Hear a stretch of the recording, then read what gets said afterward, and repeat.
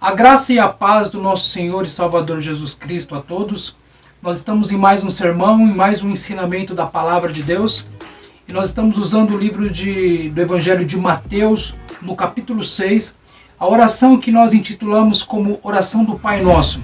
Se bem que eu gostaria de, daqui para frente, chamar ela de Oração Modelo, já que nós vamos aprender ela mais profundamente. E também porque a Bíblia não diz que ela é a oração do Pai Nosso, mas nós que temos assim conhecido ela popularmente, né? Então, a partir de agora, vamos chamar ela de oração modelo e vamos nos aprofundar para ver o que Deus tem para nós, né?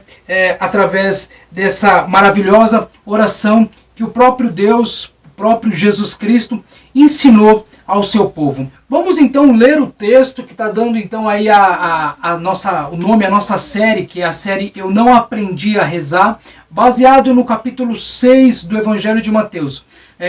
Basicamente nós estamos na oração do Pai Nosso, a oração modelo, e a gente vamos estar lendo então para saber melhor sobre aquilo que Deus tem para nós. Vamos ler, você que puder, acompanhe comigo Evangelho de Mateus, no capítulo de número 6, e o versículo é de número 9, que diz assim: Vocês orem assim, Pai Nosso que estás no céu. A gente vai ficar somente com esse versículo, somente com essa primeira parte aqui. E eu gostaria de estar falando com vocês sobre 3 pontos importantes desse versículo. Eu gostaria de frisar: Pai Nosso e que estás no céu. Esses 3 pontos nós estaremos abordando já nesse primeiro início da oração do Pai Nosso. Vamos lá entender um pouco então o que Jesus quis nos mostrar, né? Estamos falando sobre oração. O evangelista Mateus, que foi que escreveu o livro de Mateus, o Evangelho de Mateus, ele vai deixar ali bem registrado alguns versículos acima ou anteriores a esse versículo 9 que a gente leu, logo no capítulo 6, nos primeiros versículos, ele vai demonstrar ali o que Jesus disse de certos tipos de oração. Então Jesus vai salientar o povo, dizendo a eles como não deveria ser feita a oração e qual seria então a oração certa. Jesus ele vai falar da hipocrisia religiosa, ele vai apontar como que os fariseus se portavam. Eram homens que gostavam de se mostrar, eram homens que chegavam nas praças, que chegavam na esquina e não aguentavam, né, chegar ao templo para orar, então eles oravam nas praças, eles se apresentavam, mas era uma hipocrisia, eles eram atores. Jesus disse: vocês estão atuando, a religião de vocês não passa de uma hipocrisia, e eu gostaria de dizer para vocês que vocês já receberam a vossa recompensa. Eles estavam ali esperando receber a recompensa dos homens, ser visto pelos homens. Então Jesus, ele abomina a hipocrisia religiosa. Esse é o primeiro ponto. O segundo ponto que Jesus vai salientar aqui é das vãs repetições. Ele não estava dizendo que nós não podemos perseverar em oração, mas ele estava dizendo para tomarmos cuidados com as vãs repetições, que era uma prática pagã, era coisas que pessoas que não conheciam a Deus que faziam então essas vãs repetições. A gente vai ver no Antigo Testamento aqueles adoradores de Baal, praticamente era isso que eles faziam, era uma espécie de um mantra que ficavam chamando ali a atenção ali do falso Deus, né? Com vãs repetições para despertar ou chamar a atenção desse Deus. Jesus ele diz para nós não agirmos dessa forma. Então ele vai dizer, vocês vão orar dessa forma. Então ele começa então ali a destrinchar a oração modelo e de que forma os cristãos deviam orar. O interessante é que ele vai dizer assim, meus irmãos, vocês, porém, orem assim. Quando a gente vai fazer um paralelo entre o livro de Mateus e onde está a oração modelo, vai ter ali um subtítulo jogando para Lucas. Lucas no capítulo 11, que também vai falar sobre a oração. Vai praticamente dizer sobre essa mesma oração, mais resumida. E ali a gente tem uma noção muito interessante, porque a gente vai analisar que os discípulos chegam para Jesus e dizem assim: Mestre, nos ensina a orar como João Batista ensinou os discípulos deles. Por certo, aqueles discípulos via Jesus orando por horas e horas, e por várias vezes, e eles não tinham esse costume. E também sabia que João o Batista, ensinava os seus discípulos a orar. Então, eles queriam que o mestre dele, que agora aqueles a qual eles estavam seguindo, os ensinasse então a orar, a falar com Deus da forma que Jesus falava. Então, é um pouco diferente dos dias de hoje, né? Nós achamos que sabemos orar e oração se aprende, né? Jesus aqui mostra nisso, a Bíblia Sagrada vai mostrar que os discípulos pediram para que Jesus os ensinasse, então, a orar. E ele diz assim: vocês orem assim. Vocês quem? Que Jesus queria dizer. Ali você vai notar que Jesus estava dizendo que eram os discípulos dele, porque na primeira mão eles pediram para que Jesus o ensinasse a orar. E agora Jesus está dizendo, já no Evangelho de Mateus, para a multidão e para os discípulos, vocês vão orar assim, vocês vão orar dessa forma. Então a oração era destinada, ou o ensinamento era destinado não à totalidade da multidão, mas sim aos discípulos de Jesus, porque Jesus estava anunciando o reino. Lembra? A oração do Pai Nosso, a oração modelo, ela está dentro do Sermão do Monte. O Sermão do Monte é o anúncio ali, é as normas do reino de Deus. O reino está vindo, o reino chegou, e junto com o reino, o rei Jesus. Então, ali a oração pode-se dizer que quem tem o direito de orar o Pai Nosso com toda a convicção e sabendo do que está orando, no que está orando, é o cristão. Não tem como a gente falar que o ímpio ou o pagão, ele pode orar o Pai Nosso, ele pode até rezar. Reza, a gente aprendeu que é recitar. E a ideia aqui não é apenas recitar o Pai Nosso, mas um modelo de como deve ser feita a oração. Usamos um exemplo dos jogadores de futebol, quando estão prestes a entrar ali no gramado para iniciar a partida, o que é que eles fazem? Eles rezam o Pai Nosso, né? Pai Nosso que estás no céu, santificado seja o teu nome. Aquela oração em conjunto. Mas não é dessa forma, eles não entendem o que eles estão orando. E quão profundo é a oração modelo, a oração do Pai Nosso. Então Jesus ele começa a oração de uma forma diferente. E era uma forma diferente do costume judaico. Era muito ao contrário das orações dos fariseus, as orações que aqueles homens faziam. Era muito diferente. E isso causou um escândalo, porque quando Jesus chama, né, Deus de Pai, ele ensina a orar, vocês vão orar assim. Primeiro, Pai Nosso, né? Pai. Quando ele inicia a oração dessa forma, trouxe um escândalo muito grande, porque os ouvintes da época de Jesus, tanto os líderes religiosos, como fariseus, saduceus, e os demais ali que faziam parte do judaísmo, escuta Jesus falar dessa forma, que ele era o Filho de Deus e que ele chamava Deus de Pai.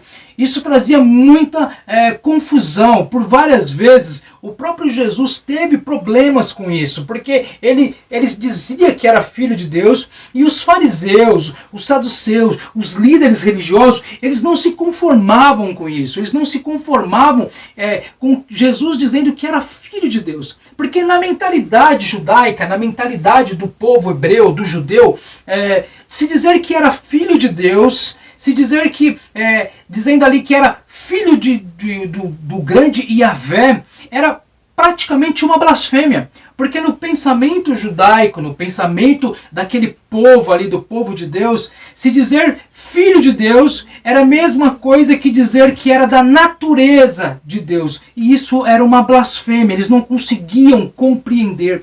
Então Jesus inaugura o reino e vai fazer então a oração. Como é que eu faço a oração do reino? Já que o João faz uma oração e ensina os discípulos, fariseus têm uma oração, saduceus têm uma oração. Como é que eu faço então a oração? Então Jesus começa dizendo, primeiro você vai chamar Deus de Pai. Então isso trouxe uma grande confusão ali para os ouvintes, que não conseguiam compreender, né, já dentro dessa mentalidade. Quando a gente analisa o Antigo Testamento, a gente vai ver que o judeu, ele tinha uma relação, um relacionamento com Deus de servo e senhor. Então era praticamente, ele olhava para Deus e via o Senhor Deus lá de longe, aquele Deus que ninguém podia ter acesso a ele, que era um Deus tão santo, tão sacro, que até o nome não podia ser pronunciado. Então era uma ideia de o Senhor lá e o servo aqui. Por mais que Deus, por várias vezes, tentou ali alertar aquele povo de uma paternidade, eles não conseguiam compreender. Então vem Jesus com o seu reino, vem Jesus então inaugurando este reino, inaugurando o seu reinado, e está ali então falando para os seus súditos, né, como deveria ser. E ele inverte os valores. Uma vez um judeu que tratava Deus como sendo seu senhor distante, agora Jesus vem e fala, não, ele não é o Senhor, mas ele é o seu Pai.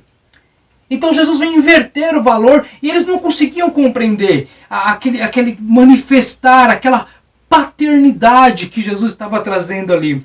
E o que a gente aprende com isso, né? O que a gente aprende quando Jesus ensina chamar Deus de Pai? Hoje em dia tem um jargão muito utilizado, um jargão que as pessoas falam muito, que é mais ou menos assim, né? Olha, eu também mereço porque eu sou filho de Deus, né? É uma coisa que é muito comum as pessoas dizerem isso, porque o mundo utiliza disso, né? Eu tenho direito porque eu sou filho de Deus também.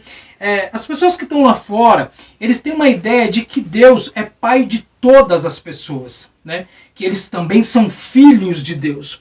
E a ideia que eles têm é de uma paternidade universal, que Deus é um Pai universal, o Pai de todos. Mas esse pensamento é um pensamento antibíblico. Este não é um pensamento em que a Bíblia ensina. Porque o próprio Jesus, numa certa feita, numa certa ocasião, ele vai chamar os líderes religiosos de filhos do diabo, né? Olha, o próprio Jesus disse isso. Então ele está dizendo que existe a paternidade do diabo, do inimigo, e de que pessoas são filhas dele, porque fazem as obras do diabo. Então, o que a gente entende isso? Que todas as pessoas são criaturas de Deus. Assim seria o pensamento bíblico. E que não que todas elas são filhas de Deus, filhos ou filhas de Deus. Como é que funciona, né? A Bíblia vai dizer que todos que quando receberam Jesus, lhe foi dado o direito, né, de se tornarem filhos de Deus. Então, como é que eu passo de criatura para filho? É quando eu recebo de fato, de verdade, o Senhor Jesus. Então eu sou adotado como filho através de Jesus. Então ali eu passo, ou eu tenho o direito, né, de ser, como é que se diz?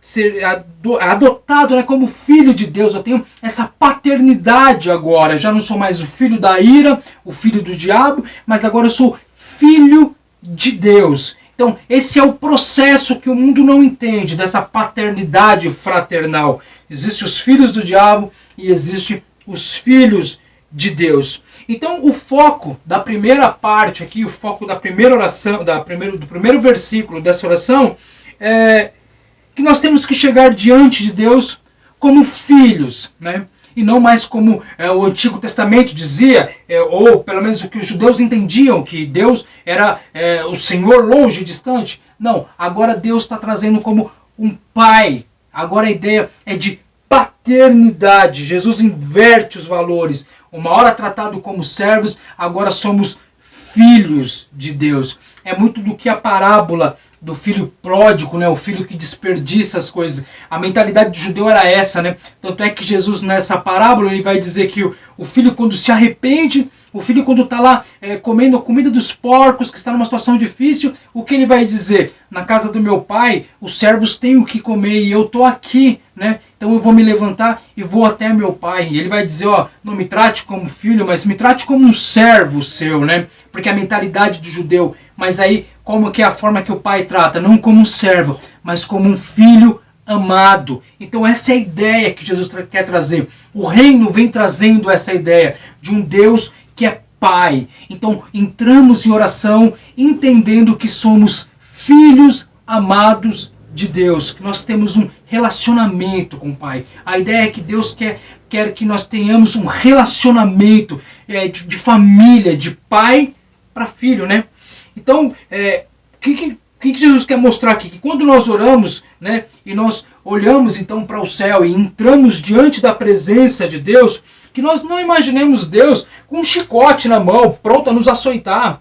Ou um Deus lá em cima olhando com os olhos de fogo. Ó, se você for bonzinho, eu vou te dar. Mas se você for mal, eu vou te chicotear, eu vou acabar com você. Jesus quer tirar isso da nossa mente. Ele quer que nós olhemos para o céu e vejamos um Pai que é um Pai amoroso. Hoje a gente tem essa ideia, né? Hoje, infelizmente, pelas ministrações, pelo esse evangelho que hoje é divulgado na mídia, é mais ou menos essa base de troca, né? Mas o que Jesus mostra aqui é completamente diferente. É que nós olhamos para esse Deus como um pai, né? Romanos vai dizer isso, né? Desse pai amoroso. Em Romanos 8,15 vai falar aquela palavra Abba, né? E interessante é que muitas pessoas, na interpretação dessa palavra, eles erram, dizem Abba significa pai, na verdade não é. Na verdade esse Abba é um balbucio lá no Oriente, na língua hebraica, daquela criança pequenina que ainda não sabe falar, que ainda não sabe pronunciar direito a palavra pai. Então ele falava Abba, né? Abba, quer dizer o que? Está tentando chamar a atenção do pai. Ele não sabe falar pai ainda e fica Abba, Abba, né? Como uma criancinha. O que quer dizer isso? Que é a dependência, né? Deus está dizendo, vocês são filhos que dependem de mim, são crianças que não conseguem nem pronunciar. Então, quando Jesus fala, chamem Deus de Pai, e quando Romanos apresenta, olha, se direciona a ele como Abba, é de uma criança que necessita de Deus, que não sabe balbuciar o nome de Deus. E Deus olha para essa criança, que somos nós nessa terra, e está pronto ali a nos acolher com seus braços de amor. Nos acolher como pessoas indefesas, que necessitam dessa paternidade, desse Deus Pai que nos cuida. É isso que Jesus queria ali então mostrar, uma completa dependência de Deus. Olhe para o céu dependendo deste Pai. Não é assim? A gente lembra quando como somos crianças, né? Já passamos por essa idade, e no momento de apuro ou no momento de perigo, a gente já pensa em quem? Nosso pai, né? Eu lembro vários episódios que eu estava em enrascadas terríveis e aí eu gritava, pai, né? Como meu pai fosse aparecer do nada e me socorrer daquela situação. Ou quando via que tudo estava perdido, né? A gente, criança, apronta na rua e quebra a vidraça. Então a gente fala, não, quando meu pai chegar, o meu pai vai resolver essa situação para mim, né? É isso que a gente tem. E é isso que Deus quer que nós tenhamos em mente. A dependência dele. Eu lembro sempre de várias coisas de que aconteceu na minha vida com o meu pai.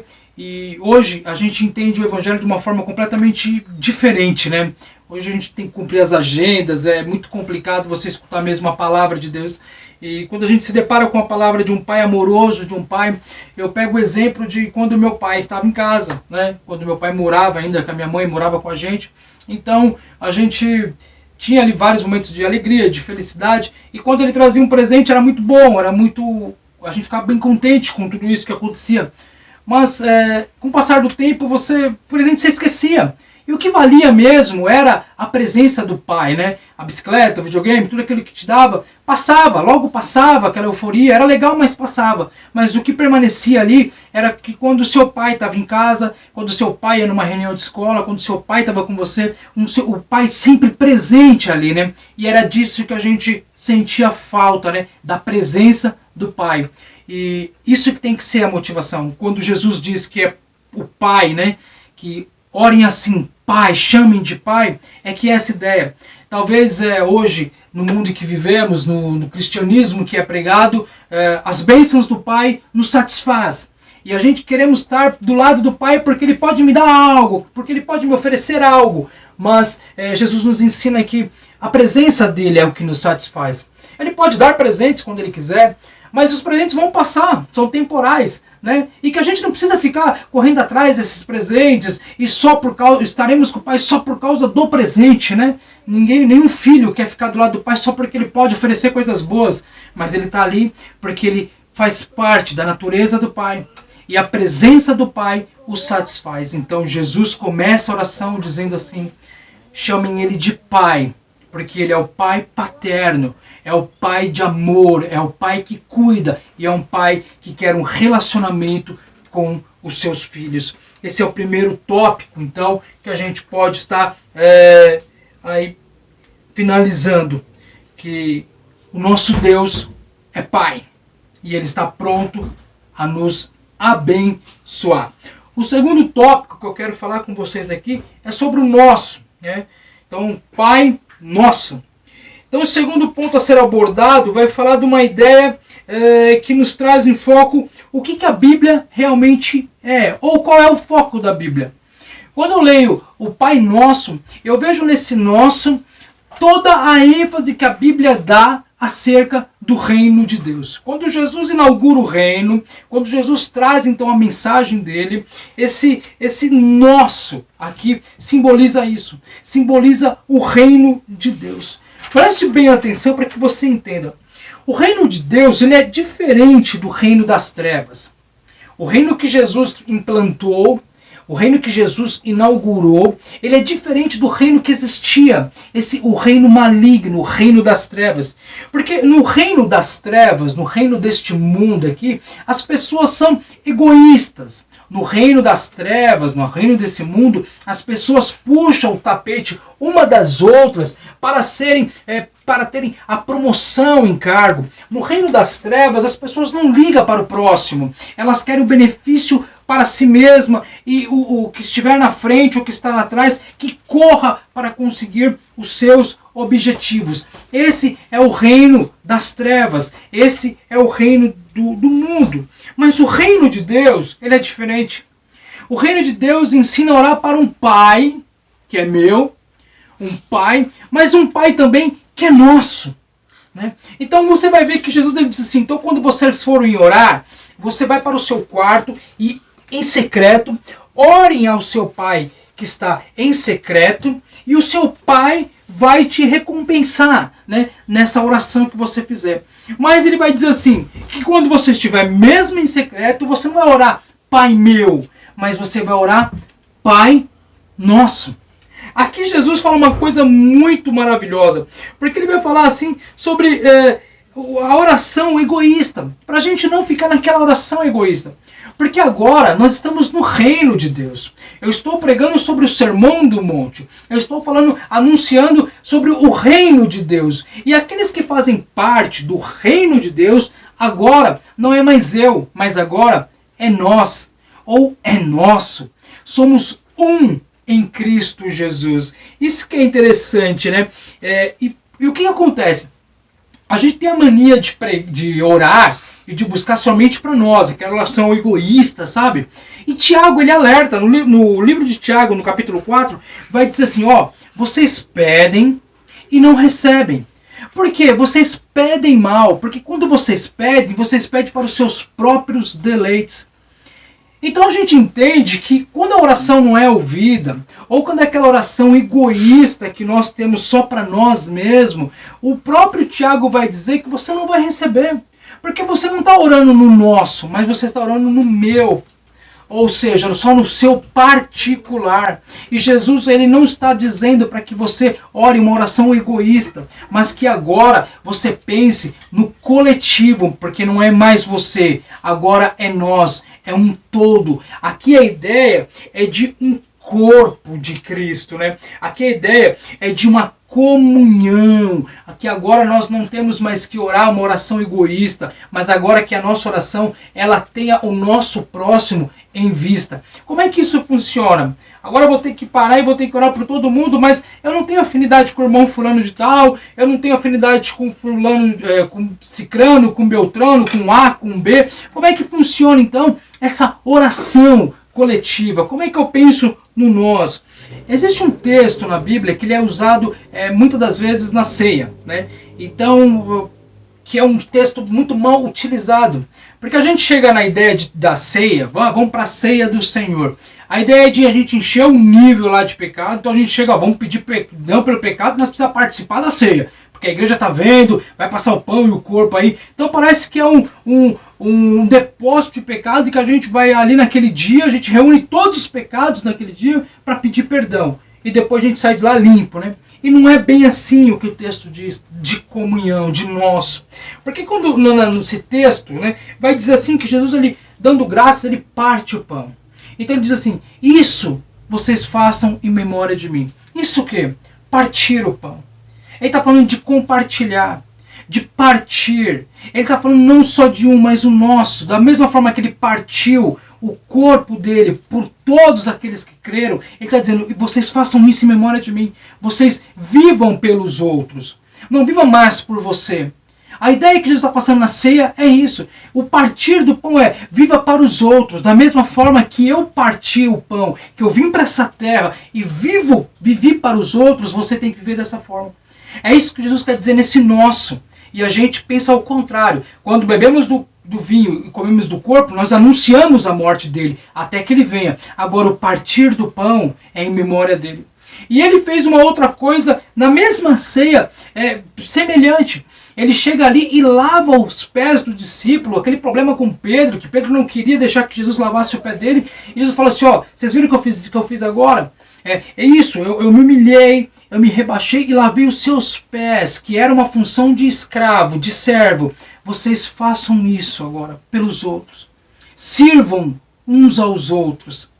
É o que Jesus está dizendo, da comunhão. Viva uns pelos outros. Hoje nós não temos mais essa cultura. Hoje não temos mais a cultura do nosso. Hoje nós queremos cumprir a nossa agenda. Queremos viver a nossa vida, ter as nossas coisas e não prestamos atenção. E dizemos que congregamos. Congregar é muito diferente disso. Congregar é ter comunhão com os santos.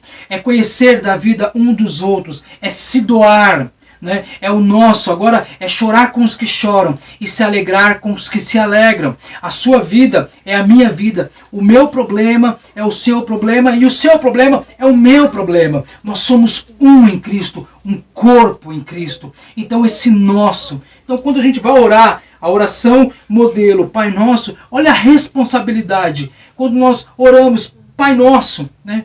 Meu Pai, meu Deus, Pai amoroso, mas que é um Deus nosso. Olha os meus irmãos. Exemplo de uma oração aqui. Deus, a minha filha vai para a faculdade e olha, tem 30 pessoas na frente. Deus, faça um milagre que ela passe na frente dos outros. Aí tem uma outra crente lá que também está orando a mesma coisa. Então não é nosso, né? Eu quero só o meu privilégio. Eu não quero o privilégio dos outros, né? O importante é a minha vida. E Jesus disse, não, exalte os outros. Viva em benefício dos outros. Porque o Pai é nosso. É uma família, né? Imagine uma família com vários irmãos e um está em necessidade, um está passando fome, todos sofrem com isso, né? Essa é a ideia de Jesus, essa é a ideia que ele está passando aqui, nessa parte do nosso. A terceira parte, a última parte, é Pai que estás no céu. Aqui Jesus está ensinando para onde deve ser direcionada a nossa oração, ao Deus que estás no céu.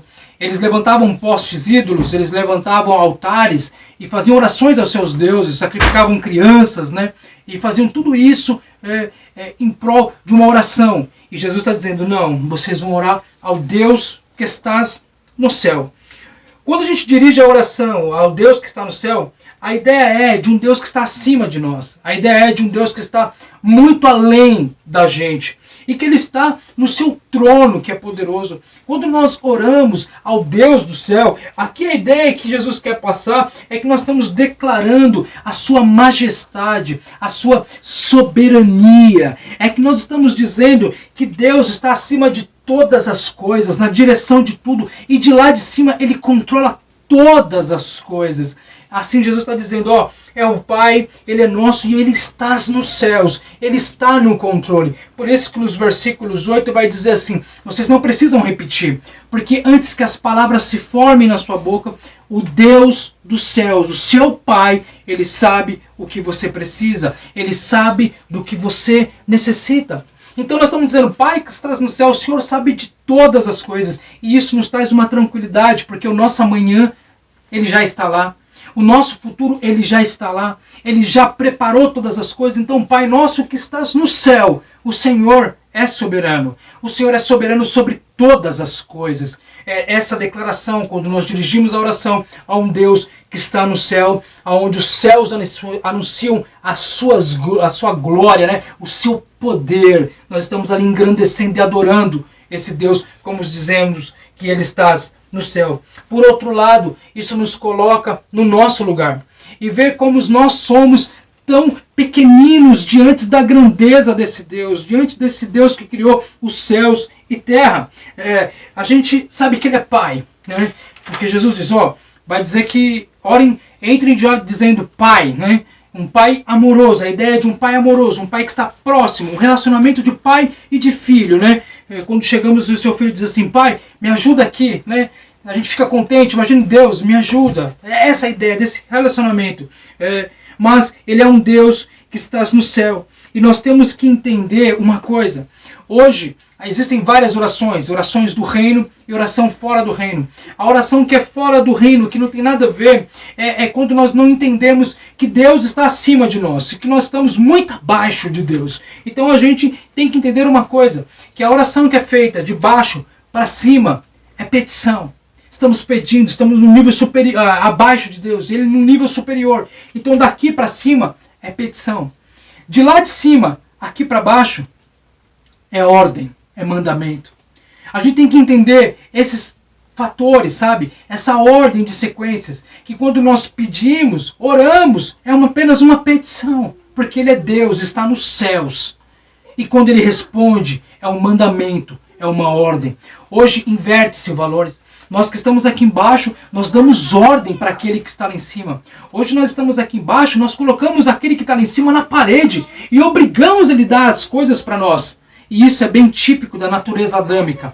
Isso é bem típico da natureza de Adão. Porque lá no Éden, quando Adão caiu no papo da serpente e foi completamente enganado pela serpente, o que ele fez? Ele refletia a imagem de Deus, refletia a imagem e semelhança de Deus. Mas a partir do momento que ele peca e que agora ele é afastado da glória de Deus, ele reflete um Deus, a sua imagem e a sua semelhança. E o que o homem quer? Ser igual a Deus. Então nós forçamos esse Deus. Nós queremos um Deus que atenda os nossos pedidos, os nossos caprichos, porque nós queremos coisas materiais, nós queremos as coisas terrenas, nós queremos as coisas deste mundo. Por quê? Porque nós pintamos um Deus, a nossa imagem e a nossa semelhança. Então a oração, os primeiros versículos de Pai Nosso nos ensinam que Ele está no céu e que nós temos que pedir para Ele e Ele responde da forma que Ele bem quiser e que Ele bem entender. Eu sou o pai e eu sei o que é melhor para o meu filho. Ainda que ele me peça algo que eu sei que vai fazer mal para ele, e mesmo que ele ache que aquilo vai ser benéfico para ele, eu como pai vou dizer que não, porque eu quero o melhor para o meu filho, né? Devemos orar a Deus e pedir a Deus que está no céu e Ele nos responder. E nós nos colocamos cada um no seu lugar. Ele é Pai, Ele é Deus, Ele é amoroso. Mas Ele não pode ser chamado de amigão. Ele não é o cara lá de cima. Ele não é aquele cara que eu prenso ele na parede e faço espremer dele para que saiam promessas dele. Não. Ele é Pai e Ele sabe o que é melhor para mim. Ele está nos céus, no sublime e no seu trono. E nós estamos na terra e somos seres viventes completamente dependentes deste Deus que está no céu. Eu acho que é isso aqui que o primeiro versículo quer dizer. Que o Pai Nosso e que Ele está no céu. Me lembra da paternidade, me lembra da comunhão com Cristo, comunhão com o corpo de Cristo, e me lembra também de um Deus que sabe de todas as coisas e também de um Deus que me coloca no meu lugar quando eu coloco os meus joelhos no chão e me levanto em oração a um Deus que está no céu e que é dono de todas as coisas. Amém? Que Deus abençoe a todos. Até uma próxima. Fica com Deus e acompanhe a nossa série, que vai ser bênção para a sua vida. Que Deus abençoe a todos. Tchau.